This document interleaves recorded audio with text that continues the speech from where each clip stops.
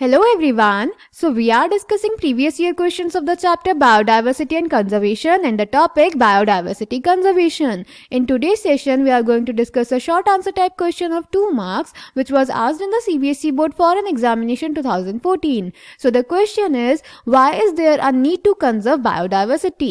तो बेटा इस क्वेश्चन में हमें बताना है कि बायोडाइवर्सिटी को कंजर्व सेव करने की क्या जरूरत है. So let's check the answer. तो बेटा बायोडाइवर्सिटी को कंजर्व करने के लिए हमारे पास बहुत सारे रीजंस हैं, जिनमें से कुछ रीजंस ऑब्वियस हैं और कुछ indirect not so obvious reasons हैं. तो बेटा इन रीजंस को हमने ब्रॉडली 3 ग्रुप्स में कैटेगराइज कर दिया है: narrowly utilitarian arguments, broadly utilitarian arguments and ethical arguments. Narrowly utilitarian arguments बेटा एम्फेसाइज करते हैं उन डायरेक्ट बेनिफिट्स पे जो हमें बायोडाइवर्सिटी से मिलते हैं. For example food, firewood, fibre, industrial products और मेडिसिनल प्रोडक्ट. तो बेटा अगर बायोडाइवर्सिटी नहीं होगी तो ये सारे बेनिफिट्स भी हमें नहीं मिलेंगे. उसके बाद ब्रॉडली यूटिलिटेरियन आर्ग्यूमेंट बेटा एम्फेसाइज करते हैं इनडायरेक्ट बेनिफिट्स को, जैसे अमेज़न फॉरेस्ट बेटा वो 20% ऑक्सीजन देता है हमें अर्थ एटमॉस्फेयर में. यानी अर्थ एटमॉस्फेयर का जो बहुत सारा अमाउंट है ऑक्सीजन का वो हमें मिल रहा है अमेज़न फॉरेस्ट से, क्योंकि अमेज़न फॉरेस्ट बहुत बड़ा है,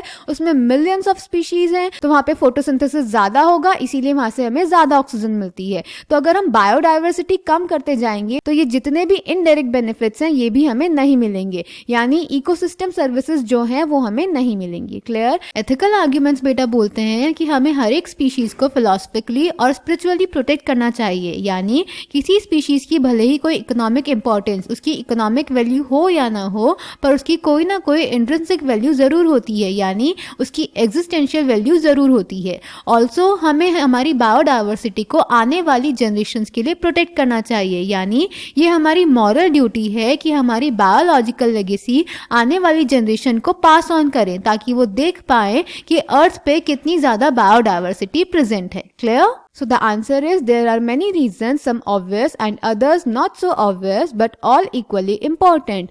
They can be grouped into 3 categories: narrowly utilitarian, broadly utilitarian and ethical.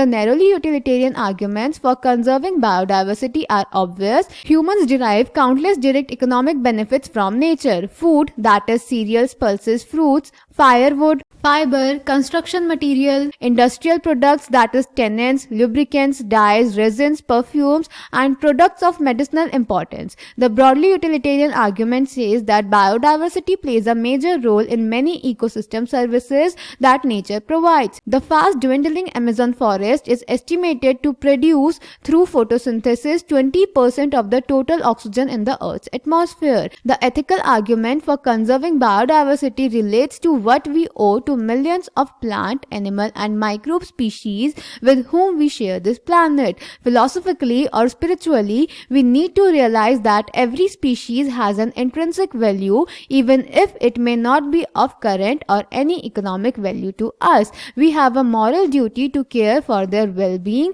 and pass on our biological legacy in good order to future generations. So I hope this question is clear to you. Thank you.